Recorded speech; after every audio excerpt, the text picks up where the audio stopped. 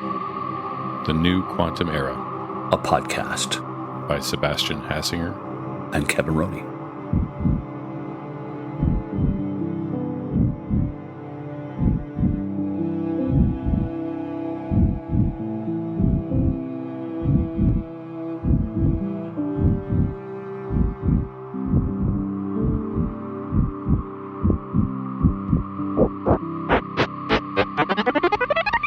Welcome back. Today we're talking with Dr. Chiara Decaroli, who is a quantum fund investment manager at Redstone Capital. Previous to her job at Redstone, she was the quantum innovation sector lead at the National Quantum Computing Center. Her doctoral thesis was on the physics of ion trap technologies. We're really looking forward to a deep dive on exploring these aspects of her background on today's podcast. Hey, so Sebastian, how did you meet Dr. Decaroli? Yeah, Kevin, I've known Chiara for a couple of years now. I first encountered her in her role at the NQCC. Yeah. So this is the National Quantum Computing Center of the UK.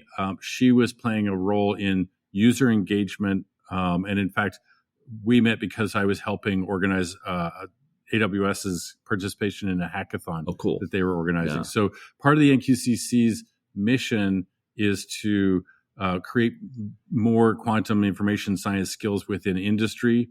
And Chiara was playing that role for the NQCC. And it really fit well with her strengths as a science communicator and her interest in sort of outreach and making the field more accessible to a broader set of participants. And then I encountered, just by chance, I think, a Medium post that she wrote on the history of ion traps. And that was really the impetus for having her on the show today. Yeah, our inspiration for this one. Exactly, because, we had that discussion with Dan Stick from Sandia, which was great, but it was also talking about the state of the art today in ion trapping. And we haven't really dove into the foundations, the scientific sort of history of what is now a major modality of qubits. So I thought that'd be a really interesting discussion. Awesome. Well, I think this is going to be some good stuff. Let's roll on in.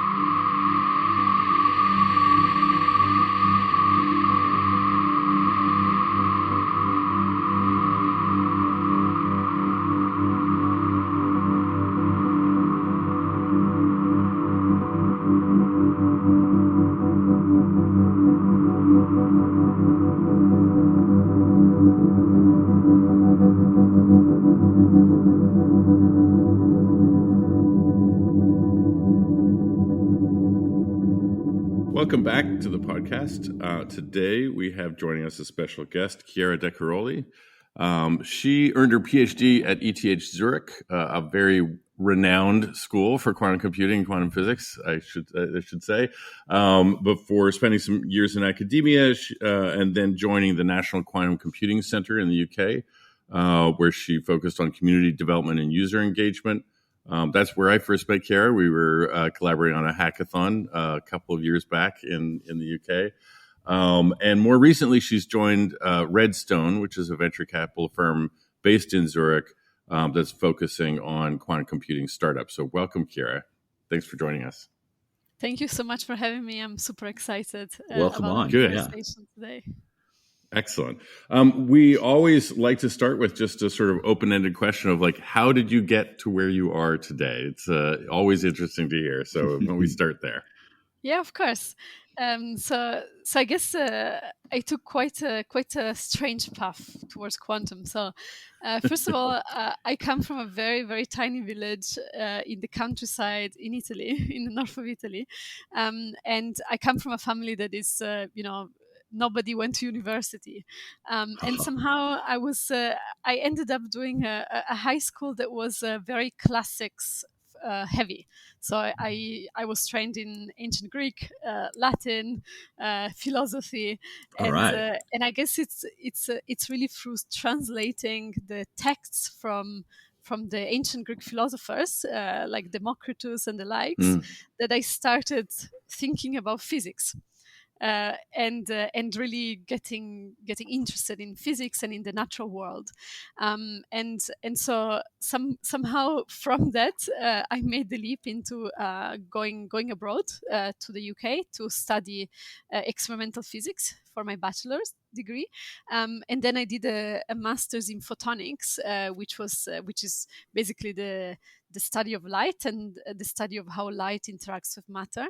And this was a master's that was a bit spread all around Europe. So 2 years, every 6 months in a different country. And somehow then ended up in Switzerland for my master thesis and stick to Switzerland for my PhD studies. And as I went, as I deepened my understanding of physics, and I was really happy with my choice. First of all, to go into studying a subject that was so close to how the world works, how things in nature work, and then I felt that the most fundamental layer was really quantum physics, quantum mechanics, and that was a layer that was really, really close to really the foundation of reality. And that was the reason why I was always drawn to quantum, even at the beginning of my bachelor's. And the reason why I then did lots of projects, hands-on projects, internships within the field of quantum technologies. And so I dipped my toes in a few different things, actually, quantum memories, quantum optics, and ended up in quantum computing for my PhD because I felt that it was more applied. In a way, I felt that I was interested in seeing how you could turn that technology into something with wider, impact. And that kind of became also a thread in my path after research, because I felt that in academia I loved doing science, but I felt I wanted to be a bit closer to people, and that's where a lot of my outreach efforts fit in. Right. So I really felt a need to bring the science out of the lab and to educate people and society and to talk about science to everyone, really a variety of different people, and at the same time to really feel a strong impact of my research and of my work on society. And so from the PhD in academia, I then moved to the NQCC, where my role was really focused on actually the applications of quantum computing, and how quantum computing might impact our everyday life once it's realized as a technology. And so there I really worked with end users in various sectors, financial sector, energy, chemistry, etc., to really try to start educating them and identifying early use cases. And then the next step, which is now in venture capital, again feels to me going even, let's say, feeling that I can really support the cutting edge innovators in quantum tech today. And so again, I feel that I'm following this path towards a strong impact in the field of quantum. That's great. But very much, I think, coming from the roots of the ancient Greek philosophers, I always had this kind of dual soul in a way, the scientist and the more like the one more driven by humanities and thinking about things like ethics, but also things like philosophy, etc. Scott Aronson has a book called Quantum Computing Since Democritus, but I thought he was the only person who connected Democritus to quantum computing. Turns out he's not. So it's very cool. No, and it's such a great story, Chiara, because I mean there's such a huge trend out here in the U.S., probably out your way too, on kids just so many of them marching down the STEM education pathway, and they're told to dismiss the humanities and just focus on the math and the engineering, the physics. But here you are starting deep in the humanities, and then making fantastic use of that background. Definitely, I think definitely that's an Italian thing, because I think in Italy we're sciences are very strong in academia, also at high school level and so forth, but we are really deeply rooted in humanities and art and so forth, and literature is still the major subjects that you will learn. But I always enjoyed that. I always enjoyed having such a 360 education, let's say, and such a wide depth of education, not just focusing already at high school on 3 topics. I had 11 subjects in high school. Wow, very good. Yeah. That's awesome. Yeah, not bad. That's awesome. Yeah, and it sort of, I mean, that definitely explains your strength as a science communicator. I mean, I think that I've read a bunch of your Medium posts, for example, and you're drawn to trying to provide better explanations and analogies and metaphors to try to get across concepts in a really powerful way. And in fact, there was a Medium post where you laid out the history of trapped ions. And as a quantum computing technology, which was sort of the impetus to get you on the podcast. We've had some guests previously talk about trapped ion quantum computing, but more at the level of sort of what's the latest in terms of the implementations, and not so much on the foundations of how trapped ions work. And I think for me, like you just referenced sort of the philosophical. When you're dealing with quantum technologies that are manipulating subatomic particles, it's almost inescapably philosophical. It's philosophical by its own nature. It's like, how are you doing this with something that you can't see? So I mean, can you sort of take us through a little bit of the history of how ion trapping sort of came to be? Yeah, of course, with pleasure. So I think that's really interesting. In general, I love to go and dig out how certain technologies have ended up being developed. And it turns out that there's always very surprising, interesting facts and the kinks in history that push one thing versus another. No doubt, yeah. And I think with quantum, obviously, quantum mechanics and all the theory around it was developed basically about 100 years ago, right, with Einstein and Planck and Bohr, etc.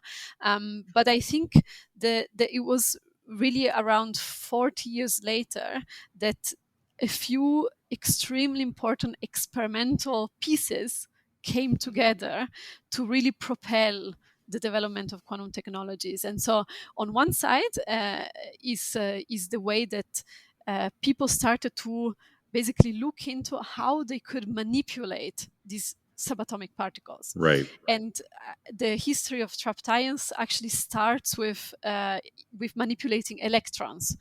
So basically manipulating electricity in a way. Right. And there, the really the initial developments were in the 1930s, 40s, with the pioneer in the field, which was a researcher from the Netherlands, Michael Penning, who was looking at how gas was discharging.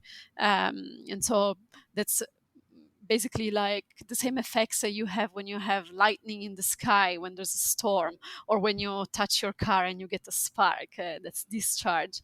And so I was trying to understand how can he control that and affect that in different situations, different temperature, different pressure. And he stumbled upon a way to basically accelerate beams of electrons through magnetic fields. And interestingly, the reason, so he was looking into this for lamps, to develop new lamps, right? And that was the context at the time. And then in the same years, in following years, there were researchers in the US, but also many in Germany, that kind of followed on these steps of looking at how to really manipulate electrons with these magnetic fields and also with electric fields. Yeah. Would that have been tied all the way back to sort of the discovery, the experimental proof of the existence of the electron, which would be J.J. Thomson, right? I mean, that was sort of a similar kind of experiment back in the late 19th century, I believe, where it was a stream of electrons that he was manipulating with magnetic fields and showing that there was something smaller than hydrogen atoms, basically. Yes, absolutely. Yes. That's So cool. those are really the roots, right? And then we had these researchers, especially in Germany with Demmelt, they were really Right. looking into creating an actual trap, so not just an accelerator of electron beams, Right. but something that could hold them in a confined area. And initially, the way to do that was with a combination of magnetic field and electric field, until a German scientist came along, Wolfgang Paul, which came up with a proposal to do this without the magnetic field, so simply using electric fields. And this was really the birth then of the ion trap as we know it today. That utilizes a combination of static and oscillating electric fields and doesn't need a strong magnet. So we have these two, the very original way of trapping charged particles, which is the Penning trap, in honor of the original Penning in the Netherlands. And then we have what we call the Paul trap, which is the one that doesn't need magnetic fields, but just electric fields, and which is the way that we implement the majority of ion traps today. Although there's also some Penning traps still around. Right. So interesting. And so the initial experimental setup is a stream of electrons, and then the challenge becomes, how do you sort of stop the stream and just pick out a single, or not an electron, sorry, a stream of ions, and stop a single ion and hold it in a trap, and that trap is electromagnetic in nature. Is that right? Yes, correct, and you're right. Initially, there were electrons, exactly, and then later on there were ions, so charged atoms. And this actually. These devices were utilized as mass spectrometers. So they were utilized to basically accelerate the stream of charged atoms and deflect these beams. And basically the deflection would depend on the ratio of the mass and the charge. And so you would be able to extract the mass from the various substances that you were looking into. So that's such an interesting example of that kind of peering down into the subatomic level and figuring out a way to manipulate something you can't see or touch or interact with directly. So in other words, the strength of the field would produce a deflection on the beam that would give you an indication of what the mass of those particles in that beam is. Right? Is that correct? Yes, so that's right. So in other words, this is almost an example of quantum metrology in a sense, in a very rudimentary way that leads to computing, which we've had other guests mention that how metrology sort of is intrinsically connected with computing. It's really interesting. Yes.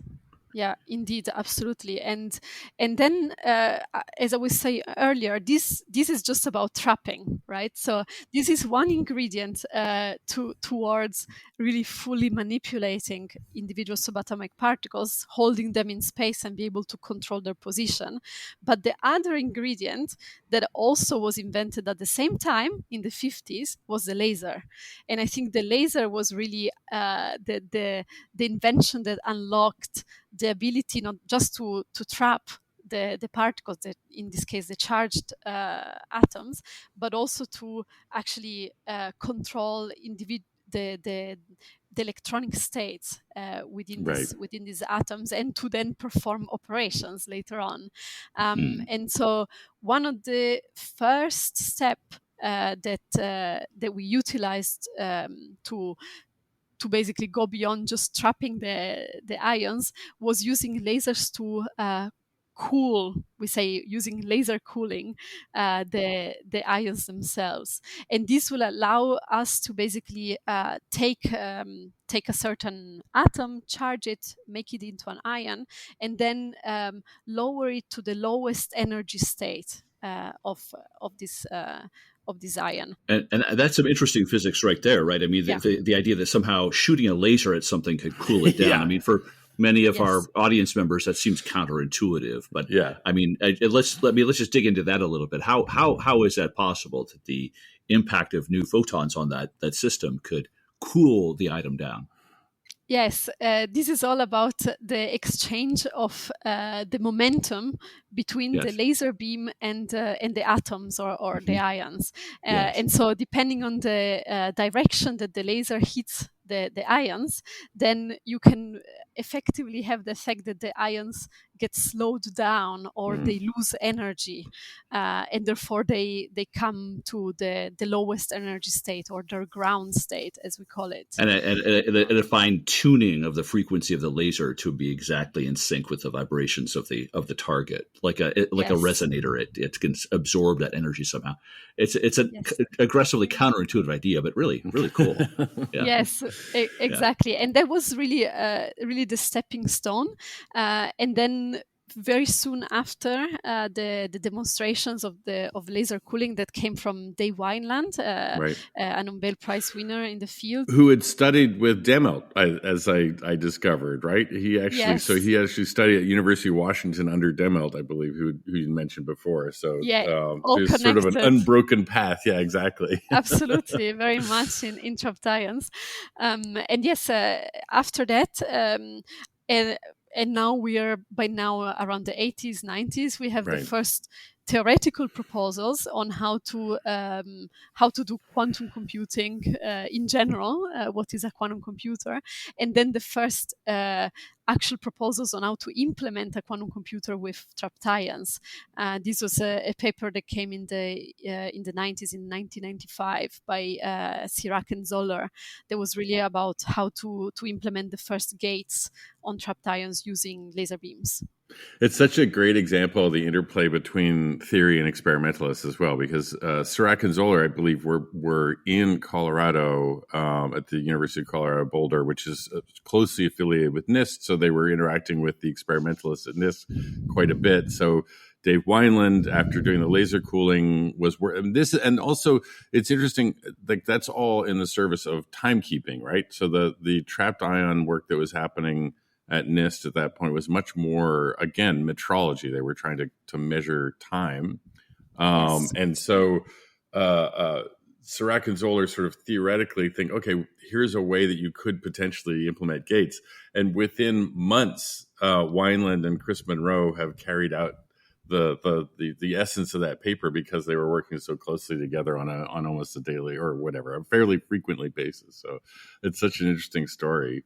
That first experiment, so using lasers to cool down to the ground state is one thing, but then making that leap to how do you use light to affect the state of the ion in a way that you can perform logical operations seems like another huge leap. So how does that work, at least in the initial Sirac-Zoller kind of theory? Yeah, absolutely. So, and I completely agree. Exactly. The way that we, and still today, by the way, using laser beams is one of the main methods that we have to control and to perform logical operations on trapped ions. And so we typically do two types of operations: single qubit operations, where we have a single ion and we shine a laser to it, and this laser light is tuned, as Kevin was saying earlier, to a certain transition within the electronic states of the ion, and this allows us to basically rotate the state of the ions. So, for example, moving the ion from a state 0 to a state 1, and then we have 2 qubit gates that we also do by shining lasers, but this time we shine lasers on 2 ions that are trapped in close vicinity. So we say they're trapped within the same potential well. And the way to think about this, and much of trapped ions and the way that we trap the ions today boils down to creating wells that can hold several ions. And the way to think about this is, for example, I always use the analogy of a bowl, like a salad bowl, and you have the ions are balls that sit at the bottom of this bowl. And now, when you do a 2-qubit gate, you have 2 balls that are within the same bowl, and you shine a laser so that the laser can affect both ions at the same time, and they become coupled and entangled because they are sitting in close vicinity. Oh, that's interesting. So somehow that the 2 trapped ions are maneuvered into close proximity, and 2 adjacent potential wells bring them together, and then one beam is striking both objects at the same time, creating that multi-gate effect. Is that a fair summary? Yes. Oh, so that's interesting. That's a 2-qubit gate versus a single qubit gate that just is just a laser beam hitting. Like a CNOT gate. I mean, you're exactly, you're doing an interchange, an entanglement operation. That was one of my key questions. I really appreciate that. Thank you. And then for the Hadamard gate, single gate operations, I mean, yeah, I guess there's just one resonant frequency. It's not really rotating the physical ion, it's rather rotating abstractly in its state space, right? For a rearrangement of the probabilities of the different superpositions of possible states. Yeah, and in quantum computing, we typically, as opposed to classical computing, where we just have we encode the information in 2 bits, 0 and 1. Yes. In quantum computing, we encode the information on 0. This the quantum state 0, the quantum state 1, and this we can think about them sitting at the on a sphere at the North Pole and at the South Pole. Yeah, the block sphere. Yes, this abstract way to represent these. Yeah, exactly. And so then we can just hit a certain point on the sphere by utilizing the right laser intensity frequency. And is the preparation of the ion, getting it down to the ground state, does that correlate with sort of the 0 state as well, or is that just sort of okay? Because there's different attributes within the ion, right? Yes. We so that at the beginning of any sequence, we want to be able to initialize our qubits in a specific state, for example, state 0, and then we can utilize a single qubit gate to initialize it, and then we can perform follow-on operations on that. Very cool. Very cool. And I think the initial Sirac-Zoller gate operations then were sort of improved upon by Mulmer and Sorensen gates, which is kind of the standard operation now for trapped ions, right? That's sort of more efficient or easier to manage. And again, this sort of goes back to my central sort of mystery here is like, you just described, ions as balls, sitting in the bottom of a bowl. Those are all physical metaphors that have no bearing whatsoever to what's happening at a subatomic level. They're just the ways that we try to understand. But in practical terms, I mean, the what it takes to try to create those two, like isolate 2 things you can't see in physical proximity to each other. It's just I think about that, like just the challenge of trying to work out the technique of doing that must have been so many hours of trial and error and experimentation. It's really amazing. I actually, in a conversation with Chris Monroe, he told me that in the very early days of the ion trapping at NIST that he was involved in, they would spend hours and hours and hours trying to find the ion in the trap because they weren't sure where exactly it was. So painful. Hunting around for long periods of time looking for it. So yes, and indeed, I would say exactly anyone that. And this was much of my PhD thesis, was a story exactly like that, where anyone that comes up with a new trap, a novel type of ion trap, has to go through a period where they have this new trap that, of course, they've simulated very carefully. They think they understand quite well, but then this trap is inserted into a vacuum chamber or a cryostat with all sorts of different types of noise that are in this kind of environment. And then you need all the optics, so all the laser beams that you use to, as we said, do single and 2 qubit gates, but also to laser cool, initialize, etc. And all these elements need to all be functioning perfectly for you to be Yeah. able to trap the ion at the position that you think Just balance right. Just it is. exactly. Yeah. Yes, and to have all your optics aligned to that position, and then to have all your imaging optics for which you image the photons and you actually see if the ion is there or not. And so in reality, you spend often several months debugging every single possible source it might be just a little bit off, that is preventing you from having the ion there entrapped. And sometimes it's there entrapped, but your imaging system is misaligned, and so you don't see it, even if it's trapped there for days, right? And so it's really a challenge. It's a complex challenge. Yeah. And that sort of is a very interesting segue into the hat that you're wearing now, which is venture capital. So there's implicit strengths of trapped ion systems. I can't remember who said it first, but nature's perfect qubits, right? Every atom is exactly the same. They all behave the same. You don't have any kind of fabrication defects to worry about. But what you just described, not only are there a lot of very, very precise elements in the overall system, but also, optics are, we don't have sort of on-chip single photon sources or laser photonic sources yet. So there's limits to the miniaturization and fabrication at scale for trapped ions. And then there's also the speed of gate operations versus superconducting. So there's sort of practical concerns apart from the scientific merits. And when you think about sort of the landscape now of startups and sort of this quest to turn science into technology, into applied tools, how do you think about evaluating those types of strengths and weaknesses in the underlying techniques of making qubits? Yes, I think this is a very challenging topic, and for a few reasons. But I think typically, generally, quantum physics is a very tough topic, right? Extremely technical. You can become very specialized in a very, very narrow field very easily, very quickly. And what typically happens is that researchers stick to one topic, right? And so someone that has done a PhD in trapped ions will go on as a postdoc, as a professor in trapped ions. And so they end up with a reasonably biased view on the field, right? And so when it's very tough, because when you want to, as let's say you're now an external person and you want to go and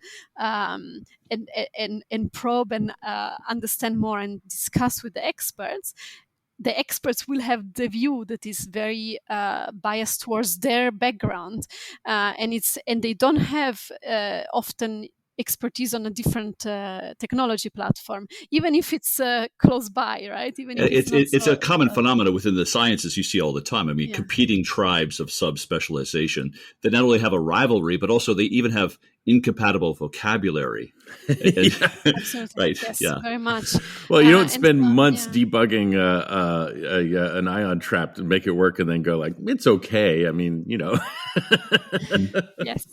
Yes. So, but I think, to be honest, I think that all the platforms in quantum computing have still a long way to go towards scalability. Is not a problem of trapped ions. And as you say, I think generally speaking, the trapped ions and neutral atoms as well, they share this advantage of having the perfect qubits, just because they are perfect by nature.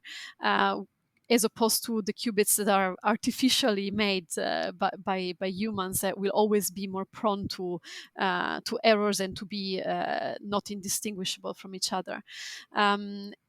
But then, really, I think and this takes a lot of time to really look into the devil. The devil is in the detail, I always say. So look into the details of the platforms and what sort of bottlenecks you find in each. And sometimes, as I say, it's very tough, because you have the coloring that comes from all those different aspects. So people that need to push a certain technology, or that need to win proposals, and so on and so forth. But I think that trapped ions, probably their main disadvantage is the speed of operations, which is slow. But on the other topics, I would say that they excel in fidelity. So the fidelity operation, I think, is the best in ions, and I think they have shown that many technological devices can be integrated on chip. So even though people typically say they are not scalable, many of so the lasers, the photonic systems, but also the electronics has now been shown that it can be integrated in CMOS compatible chips. So it's actually maybe one of the most CMOS compatible platforms out there. Compared to the other ones. That's interesting. Just in terms of mass manufacture, it's got immense capacity for scale. I mean, there's still perhaps critiques on scalability with respect to the number of interactions that you can conveniently arrange between qubits, but in terms of manufacture, I mean, vastly superior, right? Absolutely. And my PhD actually was, I was focusing on two projects. One was basically an artisanal trap that was extremely complex, that was made of silica glass. So this was stacking multiple wafers of silica that were where we could engineer the shape of the electrodes in a very precise manner with high power laser. And this was a trap that had two X junctions. So one way of scaling trapped ions is to using basically two-dimensional arrays where the ions are not just held in a string, but they can move in 2 dimensions. So I really like a junction, a traffic junction, where you're driving with your car and you can turn left, right, or on go straight. And so I implemented this trap with 2 junctions, which in principle could have held 100 200 ions, and it was extremely complex, extremely challenging. Spent more than 2 years in the clean room doing this by hand myself. On my own. So very, very not reproducible as a technology. But I think it just shows that that how far you can go with one PhD student in a lab, right? And still have decent results. And the other project was also towards scalability and trying to push the limits, right? I mean, that was the storyline of the projects. And it was a collaboration with a large foundry called Infineon Technologies, which is operating in the EU, in Germany, Austria, and basically trying to find a foundry process to create ion traps. And now they are, they have actually a division that makes and ships ion traps through their commercial foundry. And so that's just to say, yes, often we hear ions are not scalable, but actually in truth, I think that many elements can be scalable and are very compatible to existing fabrication techniques. I think the control is what is harder to scale up. And there again, there's lots of strides because we have the traditional way of doing single and 2 qubit gates, which is with laser beams, but there's also nowadays utilized technology which is microwaves instead, and then microwaves can also be embedded in the chip that traps the ions. Right. I've talked to an ion trap startup that's doing exactly that. They talk about having an embedded antenna underneath the trap, essentially, and using that for control. So that would confer some sort of advantage in speed, or is that what the idea is? Okay. Yes, I think. I think microwave gates are faster. Yeah, or at least. So this is an interesting juncture, perhaps a lead into talking about a transition in the conversation and the interesting dynamics surrounding venture capital in this space. I understand you're fairly deeply involved with that very profession right now.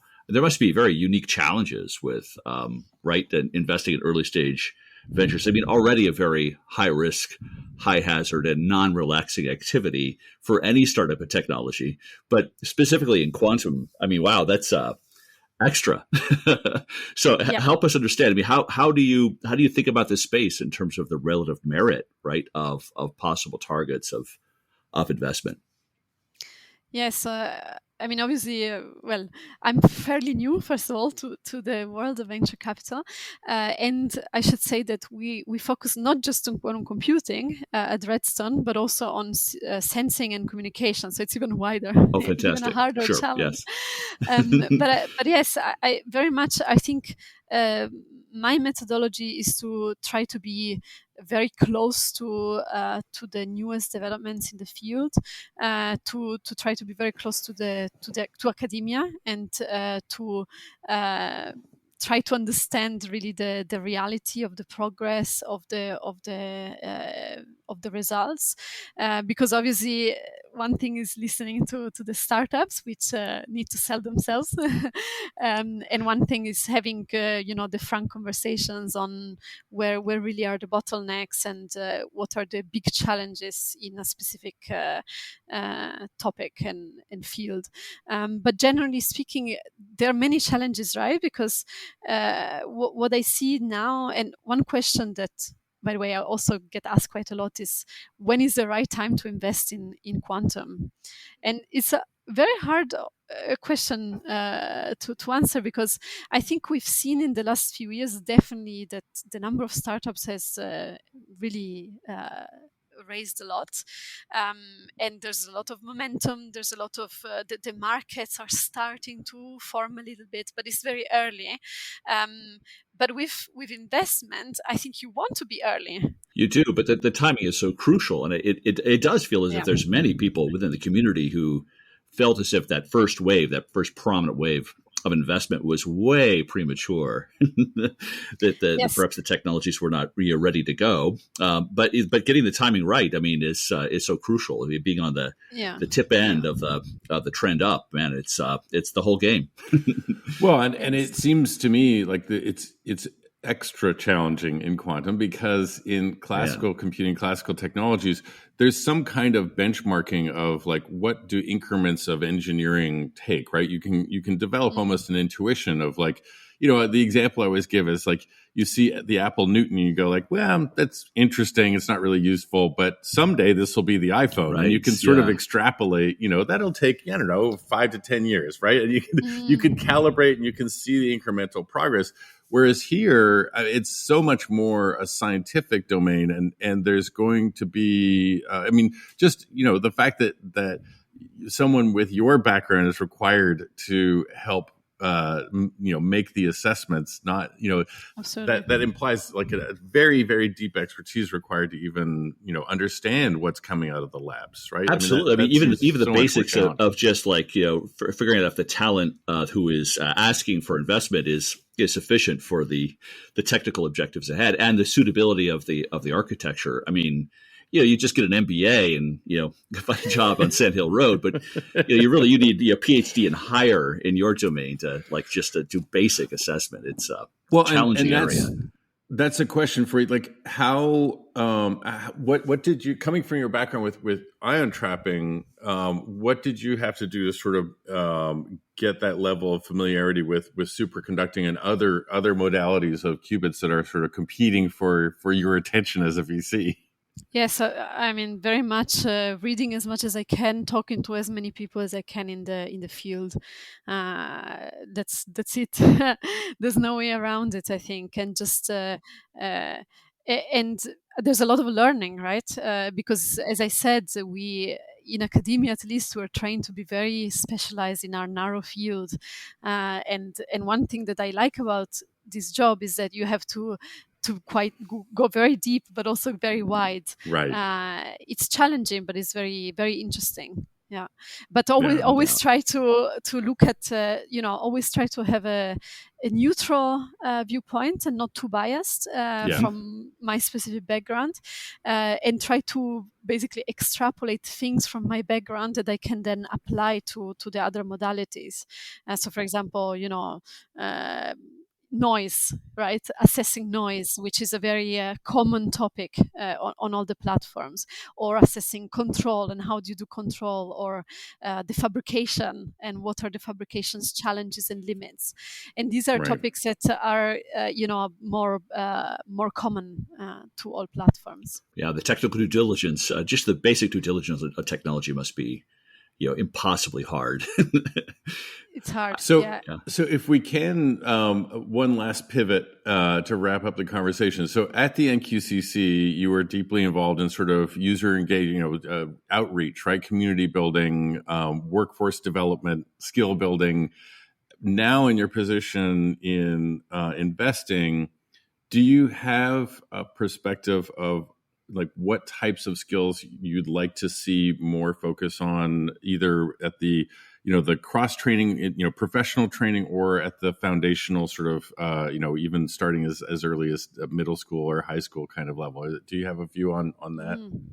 Yes, I think there's a lot of interesting avenues here actually that you touch on. But generally, I think, I think the nature of the work that the startups are still doing today. I mean, I know that many people would say there's not much physics left to do, but I'm not so sure about that. And even if it's a lot of engineering, I do feel that often someone looks at it, it's an engineering problem, but it then turns out that there's a lot of physics that needs to be understood at the root of the problem. And so I think that to address that, you really need PhDs or people that are highly skilled and had extensive training in maybe it's quantum engineering, maybe it's not just trapped ions or whatever. Yeah. And then generally speaking, I think the field of quantum technologies, I would say, is extremely multidisciplinary. And you see it a lot now when you have the companies that do full stack, where they go all the way from, actually building the quantum system. So there you need the quantum physicist, but then a lot of control engineering, optical engineering, systems engineering, and then going up the layers. So you have the layers that are more software layers. So you need software engineers, computer scientists, and all the way to the applications. And once you get to the applications, wow, that's difficult, because you need to basically have people that have deep knowledge on the impact fields. So be it chemistry or pharmaceutical or finance. And so you really need to then be able to have this blend of talent that has the deep knowledge of physics and quantum physics and of the specialized segment. And I think that's one of the big challenges of the and then field. Of course, on top of the entire stack, philosophy and the rest of the humanities. Some ethics, maybe that helps, maybe. right? Almost really a calling for almost polymath level talent to really set themselves against these problems. Yeah, not easy. Yeah, not easy. And so I think that's to me it's. There are the usual topics as when should we educate about quantum, at which level of the education path, early, not so early, and so forth. But I do think that the big thing for me is multidisciplinarity in general. Rather than educating specifically on quantum, but having more of this cross-pollination between the fields. Obviously it's great if we can fascinate more people with quantum, because I share this fascination, and I think it's an incredibly interesting topic, but it's very, it's really deep tech. It's close to sci-fi, right? Yeah.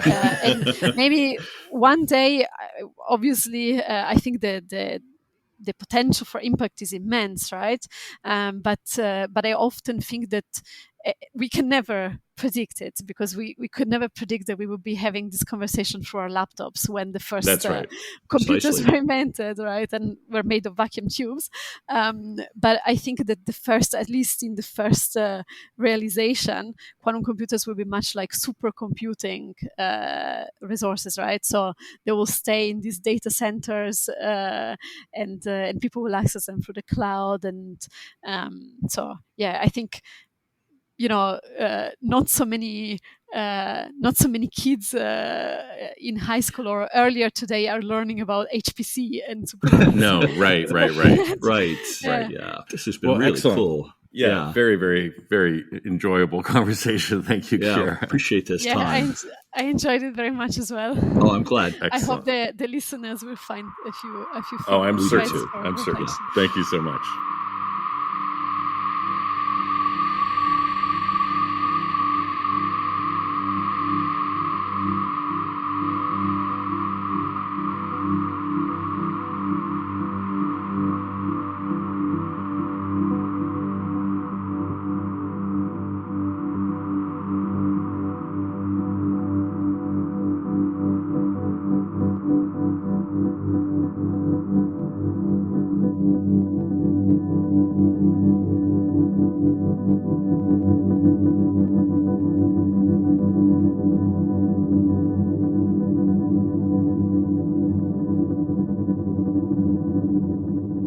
Well, that was fun. That was really great. I really, there was so much in this that was entertaining.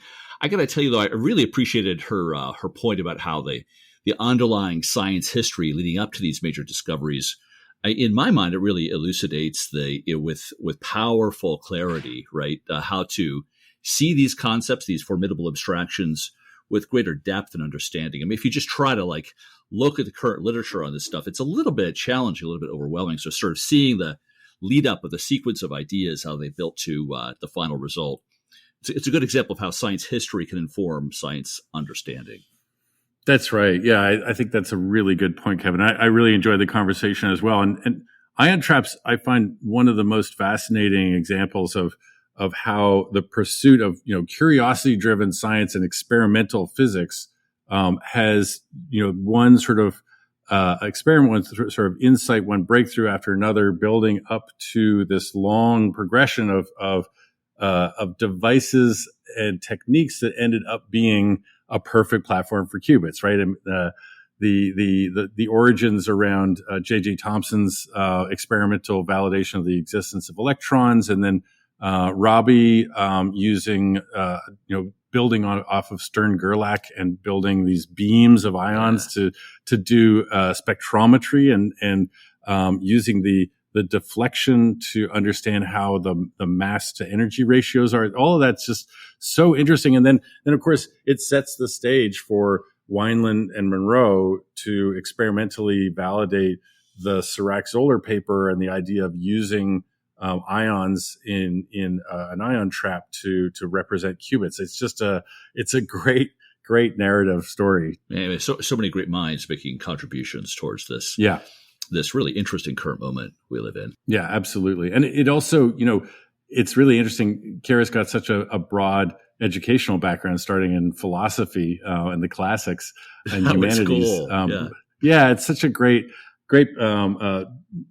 deviation from the norm, and I think sets her up really well to leverage her deep, PhD expertise from ETH in her role now of sort of doing technical due diligence and assessing the merits of the various startups that they're thinking about investing in. It's just a testament to how much skill it takes to actually play that role in the quantum computing field compared to what you're used to or I'm used to. Yeah, a formidable job doing due diligence on a quantum computing technology startup. Man, that's a high bar to clear right there.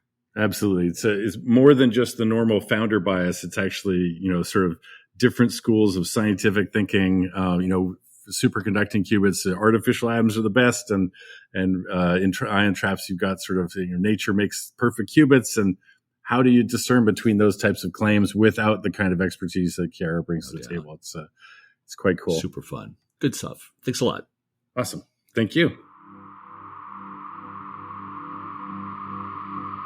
Okay, that's it for this episode of The New Quantum Era, a podcast by Sebastian Hassinger and Kevin Roney. Our cool theme music was composed and played by Omar Costa Hamido. Production work is done by our wonderful team over at Podfi. If you are at all like us and enjoy this rich, deep, and interesting topic, please subscribe to our podcast on whichever platform you may stream from. And even consider, if you like what you've heard today, reviewing us on iTunes and or mentioning us on your preferred social media platforms. We're just trying to get the word out on this fascinating topic and would really appreciate your help. spreading the word, and building community. Thank you so much for your time.